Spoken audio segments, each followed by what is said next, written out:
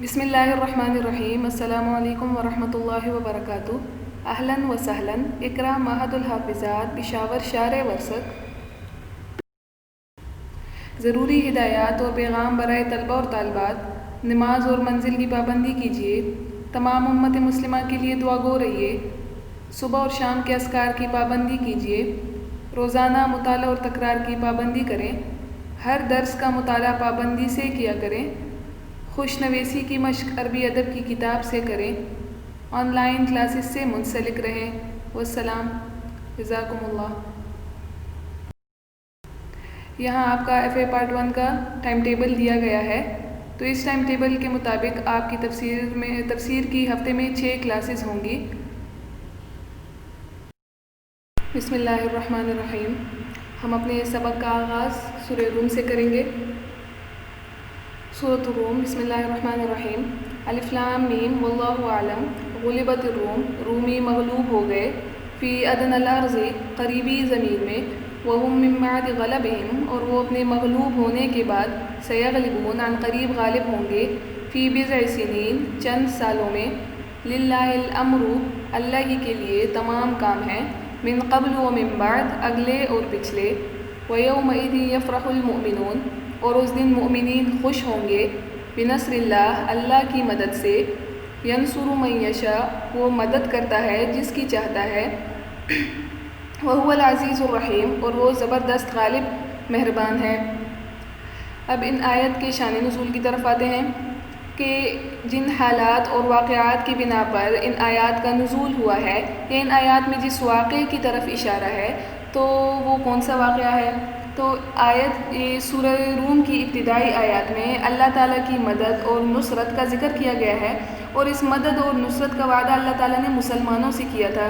اور یہ واقعہ ابن جریر رحمہ اللہ اور ابن ابی حاتم رحمہ اللہ نے نقل کیا ہے۔ واقعے کی تفصیل یہ ہے کہ قدیم زمانے میں فارس اور روم کی بڑی سلطنتیں تھیں جو بہت قوی تھیں۔ آپس میں ان کی لڑائیاں جھگڑے ہوتے تھے، اور ان کے جھگڑوں کے واقعات اور وہ خبریں اہل مکہ تک پہنچتی تھی۔ چونکہ فارس والے وہ آتش پرست تھے، مجوسی تھے، تو مشرکین ان کو مذہب کے اعتبار سے اپنے قریب سمجھتے تھے، اور روم والے وہ اہل کتاب تھے، تو اہل کتاب ہونے کی وجہ سے وہ مسلمانوں کے زیادہ قریب سمجھے جاتے تھے۔ تو جب کبھی دونوں میں لڑائی ہوتی اور فارس والے روم والوں پر غالب آتے، تو مشرکین اس پر بڑے خوش ہوتے، اور وہ مسلمانوں کو تنگ کرنے لگتے کہ دیکھو فارس والے وہ آتش پرست ہیں، مجوسی ہیں، مذہب کے اعتبار سے ہم سے قریب ہیں، اور وہ اہل کتاب پر غالب آ گئے۔ تو اسی طرح جو روم والے ہیں وہ اہل کتاب ہیں اور وہ مغلوب ہو گئے، تو کل کو اگر ہمارے درمیان کوئی لڑائی ہوگی تو اہل مکہ، قریش مکہ، ہم جو ہے وہ فاتح بنیں گے اور مسلمان مغلوب ہوں گے۔ چنانچہ یہاں آیات میں بھی ایک واقعے کی طرف اشارہ ہے کہ جس وقت آپ صلی اللہ علیہ وسلم مکہ میں تھے، تو اس وقت اس زمانے میں فارس نے روم پر حملہ کر دیا تھا، اور حافظ ابن حجر رحمہ اللہ کے قول کے مطابق یہ جنگ ملک شام کے ایک علاقے ازرعات اور بصرہ کے درمیان واقع ہوئی۔ مشرکین مکہ تو یہ چاہتے تھے کہ فارس والے غالب آ جائیں کیونکہ وہ آتش پرست تھے، جبکہ مسلمان چاہتے تھے کہ روم والے غالب آ جائیں کیونکہ وہ اہل کتاب تھے، مذہب کے اعتبار سے وہ اسلام کے زیادہ قریب تھے۔ لیکن اس وقت فارس روم والوں پر غالب آ گئے، اور انہوں نے قسطنطنیہ کو بھی فتح کر دیا، جو آج کل استنبول کے نام سے مشہور ہے، اور وہاں ایک آتش کدہ، اپنی ایک عبادت گاہ بھی بنائی۔ جب مسلمانوں نے یہ دیکھا تو وہ بڑے غمگین ہو گئے، کیونکہ مشرکین مکہ ان کو چھیڑتے تھے، ان کو تنگ کرتے تھے، اور یہ توقعات قائم کرنے لگے تھے کہ اسی طرح مشرکین مکہ بھی اسلام والوں پر، مسلمانوں پر وہ غالب آئیں گے، اور جیسے فارس نے روم کو زیر کر دیا ہے، شکست دے دی ہے، ان کو مغلوب کر دیا ہے، تو اسی طرح ہم بھی کل کو مسلمانوں کو زیر کریں گے، مغلوب کریں گے۔ تو یہ ابتدائی آیات میں اسی واقعے کی طرف اشارہ ہے، اور یہاں پہ یہ پیشن گوئی بھی دی گئی ہے کہ چند سالوں میں روم فارس پر غالب آئیں گے۔ چنانچہ یہ پیشن گوئی جب ہوئی تو اس کی بنا پر ابو بکر رضی اللہ عنہ نے اطراف مکہ اور مشرکین کی جماعتوں میں، ان کے مجالس میں، مکہ کے بازاروں میں یہ اعلان کیا کہ تمہیں خوش ہونے کی ضرورت نہیں ہے، بلکہ آئندہ چند سالوں میں روم فارس پر غالب آ جائیں گے۔ تو ابی بن خلف نے ابو بکر رضی اللہ عنہ کا مقابلہ کیا اور کہا کہ آپ جھوٹ کہتے ہیں، ایسا نہیں ہوگا۔ تو ابو بکر رضی اللہ عنہ نے فرمایا کہ اے اللہ کے دشمن، تو خود ہی جھوٹا ہے، میں تو اس پر شرط لگانے کو بھی یا اس پر معاہدہ کرنے کو بھی تیار ہوں کہ اگر 3 سالوں میں روم فارس پر غالب نہ آئے، روم والے فارس والوں پر غالب نہ آئے تو میں تمہیں 10 اونٹنیاں دوں گا، اور اگر وہ غالب آ گئے تو تم مجھے 10 اونٹنیاں دو گے۔ اس کے بعد ابو بکر رضی اللہ عنہ نبی کریم صلی اللہ علیہ وسلم کے پاس آئے اور اپنے اس معاملے کا، اپنے اس معاہدہ کا تذکرہ کیا، تو آپ صلی اللہ علیہ وسلم نے فرمایا کہ ابو بکر، قرآن میں 3 سال کی مدت متعین نہیں ہے، مقرر نہیں ہے، بلکہ اب تم جا کر 3 کے بجائے 10 سال کا یا 9 سال کا ذکر کرو، اور بعض روایات میں 7 سال کا بھی ذکر آیا ہے، کیونکہ لفظ بضع قرآن میں استعمال ہوا ہے اور بضع کا اطلاق 3 سے لے کر 9 تک پر ہوتا ہے۔ اور اسی طرح جو 10 اونٹنیاں مقرر کی ہے تو 10 کے بجائے 100 اونٹنیاں مقرر کرو۔ تو ابو بکر رضی اللہ عنہ ابی بن خلف کے پاس آئے اور ان کے ساتھ ایک نیا معاہدہ طے کیا۔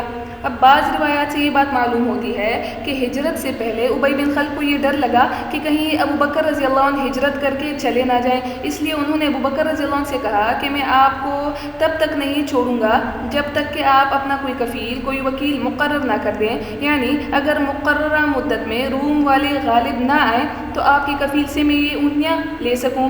تو ابو بکر رضی اللہ عنہ نے اپنے بیٹے عبد الرحمن بن ابی بکر کو اپنا کفیل مقرر کر لیا۔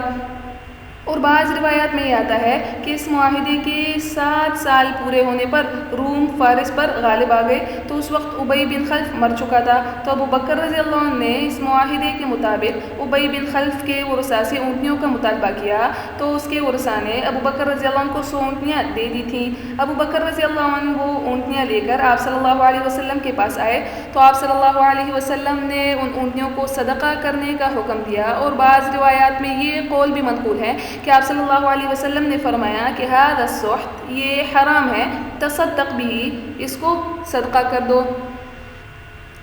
اب یہاں چونکہ ابو بکر رضی اللہ عنہ نے ابی بن خلف کے ساتھ شرط ٹھہرائی تھی اور اس شرط کے جیتنے کے بدلے میں ان کو جو اونٹنیاں ملی تھی، تو یہ ایک طرح سے جوئے میں آ جاتا ہے، قمار کے مسئلے میں آ جاتا ہے۔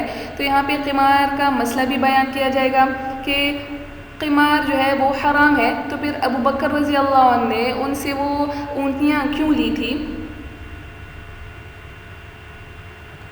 اور قمار کی، جوئے کی حرمت ہجرت کے بعد نازل ہوئی تھی۔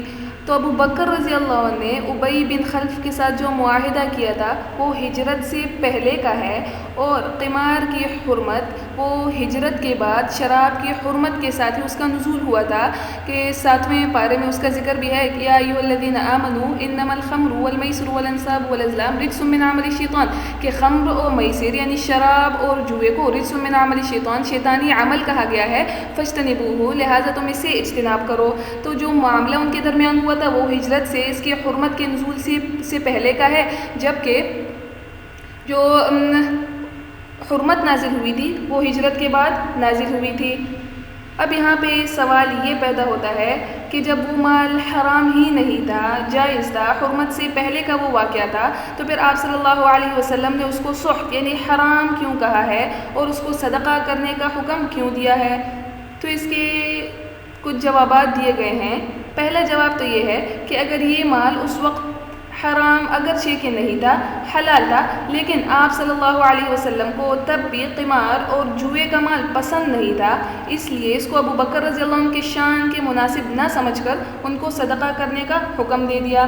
یا پھر دوسرا جواب یہ ہے کہ جن روایات میں سحت کا لفظ آیا ہے تو محدثین نے اس کو صحیح قرار نہیں دیا، بلکہ وہ لفظ اس حدیث میں صحیح نہیں ہے، اور اگر بالفرض اس لفظ کو ہم صحیح مان بھی لیں تو پھر بھی صرف حرام کے معنی کے لیے ہی وہ لفظ مستعمل نہیں ہے، بلکہ اس کے اور معنی بھی آتے ہیں. یعنی لفظ سحت کا حرام کے علاوہ دوسرا مطلب ناپسندیدہ یا مکروہ بھی آ جاتا ہے، یعنی ان معانی کے لیے بھی وہ لفظ استعمال ہوتا ہے. لہٰذا اگر آپ صلی اللہ علیہ وسلم نے اس کو سحت فرمایا بھی ہے، اس مال کو، ان اونٹنیوں کو سحت فرمایا ہے، تو وہ ناپسندیدہ اور مکروہ کے معنی میں ہے، نہ کہ حرام کے معنی میں. اور اگر واقعتاً یا حقیقتاً یہ مال حرام ہوتا بھی تو یہ مال اپنے مالک کو واپس کرنا ضروری تھا، تو مال حرام کو صدقہ کرنا بھی صحیح نہیں ہے، درست نہیں ہے. ہاں، اس صورت میں صدقہ کیا جا سکتا ہے کہ جب اس کا مالک معلوم نہ ہو، یا پھر مالک تک پہنچانے میں کوئی شرعی یا کوئی طبعی رکاوٹ موجود ہو. اور ابو بکر رضی اللہ عنہ نے ابی بن خلف کے وارثوں سے جو مال لیا تھا تو اس کو واپس مالکوں تک پہنچانا کوئی مشکل نہیں تھا، لیکن اس کے باوجود بھی انہوں نے وہ مال واپس نہیں کیا. تو یہ بھی اس بات کی دلیل ہے، یا اس سے بھی یہ بات معلوم ہوئی کہ وہ مال حرام نہیں تھا. اب آیات کی طرف آتے ہیں. الف لام میم یہ حروف مقطعات ہیں، یعنی اس سورت کی ابتدا حروف مقطعات سے ہوئی ہے، اور بعض صورتوں کے شروع میں چند حرفوں سے مرکب ایک کلمہ لایا جاتا ہے، جیسے الف لام را یا الف لام میم صاد وغیرہ. تو ان کو اصطلاح میں حروف مقطعات کہا جاتا ہے. ان میں سے ہر حرف کو الگ الگ ساکن پڑھا جاتا ہے. اب صورتوں کی ابتدا میں جو حروف مقطعات لائے جاتے ہیں تو اس کے بارے میں مفسرین کے مختلف اقوال ہیں. بعض کہتے ہیں کہ یہ حروف مقطعات ان صورتوں کے نام ہیں، جبکہ دوسرا قول یہ ہے کہ یہ اسماء الہیہ کے رموز ہیں. مجاہد رحمہ اللہ فرماتے ہیں کہ یہ ان صورتوں کی ابتدا ہے جن سے یہ صورتیں شروع ہوتی ہیں، یعنی حروف مقطعات صورتوں کی ابتدا ہی میں آتی ہیں، درمیان میں نہیں آتی. لیکن جمہور صحابہ، تابعین اور علماء امت کے نزدیک راجح قول یہ ہے کہ یہ حروف رموز اور اسرار ہیں، یعنی اس کا علم اللہ کے علاوہ کسی کو نہیں ہے. اور یہ بھی ہو سکتا ہے کہ اللہ نے اس کا علم اپنے نبی صلی اللہ علیہ وسلم کو بطور ایک راز کے دیا ہو، اور امت کے لیے اس کے معانی میں پڑھنا، اس کی تبلیغ کرنا یہ روک دیا گیا ہے. اس لیے آپ صلی اللہ علیہ وسلم سے ان حروف کی کوئی تشریحی منقول نہیں ہے. اسی طرح بعض بڑے صحابہ، جلیل القدر صحابہ، یعنی ابو بکر، عمر، عثمان، علی وغیرہ، ابن مسعود رضی اللہ عنہ، ان کا بھی ان حروف کے متعلق یہ عقیدہ تھا کہ یہ اللہ تعالیٰ کے اسرار ہیں، ہمیں ان پر صرف ایمان لانا چاہیے. اس کے مطابق، اس کے بارے میں ہمیں یہ عقیدہ رکھنا چاہیے کہ یہ اللہ تعالیٰ کی طرف سے آئے ہیں، اور جس طرح آئے ہیں اسی طرح کی تلاوت کرنی چاہیے، اور اس کے معنی اور مطلب کو معلوم کرنے میں پڑھنا یہ درست نہیں ہے. ابن کثیر رحمہ اللہ نے بھی اسی قول کو ترجیح دی ہے. اور بعض اکابر علماء سے جو ان حروف کے معانی منقول ہیں تو وہ صرف تنبیہ اور تسہیل یعنی آسانی کی غرض سے ہے. یہ مطلب نہیں کہ اللہ تعالیٰ کی مراد بھی ان حروف سے وہی ہو جو علماء نے بیان کی ہے، اس لیے ان علماء کی تحقیق کو غلط قرار دینا بھی ٹھیک نہیں ہے. اب حروف مقطعات کے نازل کرنے کا مقصد کیا ہے؟ تو حروف مقطعات کے نازل کرنے کا مقصد یہ ہے کہ لوگ ان پر ایمان لے آئیں اور ان کے من جانب اللہ ہونے کا یقین کریں، تاکہ ان کی کمال اطاعت، کمال انقیاد اور فرمانبرداری ظاہر ہو. حروف مقطعات کا مجموعہ کیا ہے؟ تو کل 28 حروف میں سے آدھے حروف یعنی 14 حروف ایسے ہیں جو صورتوں کے شروع میں، صورتوں کی ابتدا میں، آغاز میں مقطعات کی صورت میں آئے ہیں. اور ان 14 حروف کا مجموعہ نص حکیم قاطع له سر میں موجود ہے، یعنی نص حکیم قاطع له سر. نون، صاد، ح، کاف، یا، میم، قاف، الف، طا، عین، لام، ہا، سین، را. یہ حروف مقطعات کا مجموعہ ہے. آگے غلبت الروم، رومی مغلوب ہو گئے. فی ادنی الارض، قریبی زمین میں، اور اس ادنی الارض سے مراد ملک شام کا مقام جو ذرعات اور بصرہ کے درمیان واقع ہے وہ مراد ہے. وہم من بعد غلبہم، اور وہ اپنے یعنی رومی اپنے مغلوب ہونے کے بعد سیغلبون، عن قریب غالب آئیں گے. فی بضع سنین، چند سالوں میں. اور بضع کا اطلاق چونکہ 3 سے 9 تک پر ہوتا ہے تو مراد اس سے یہی ہے. اور بعض روایت میں 9 سال بعد یا پھر 7 سال بعد رومی فارس والوں پر غالب آ گئے تھے. للہ الامر من قبل و من بعد، اللہ ہی کے ہاتھ میں ہے، اللہ ہی کے قبضے میں ہے تمام کام، اگلے اور پچھلے. یعنی پہلے فارس کو غالب کرنا، روم کو مغلوب کرنا، اور پھر بعد میں فارس کو مغلوب کر کے روم کو غالب کرنا، یعنی حالات کو الٹ پلٹ کرنا، یہ سب کچھ اللہ تعالیٰ کے قبضے میں ہے. وَيَوْمَئِذٍ يَفْرَحُ الْمُؤْمِنُونَ، اور اس دن مؤمنین خوش ہوں گے، بنصر اللہ، اللہ کی مدد سے. يَنْصُرُ مَن يَشَاءُ، وہ مدد کرتا ہے جس کی چاہتا ہے. یعنی ایک اس دن مسلمان اپنی فتح کی خوشی میں ہوں گے، یعنی ان کو فتح ہوئی ہوگی تو اس پر خوش ہوں گے.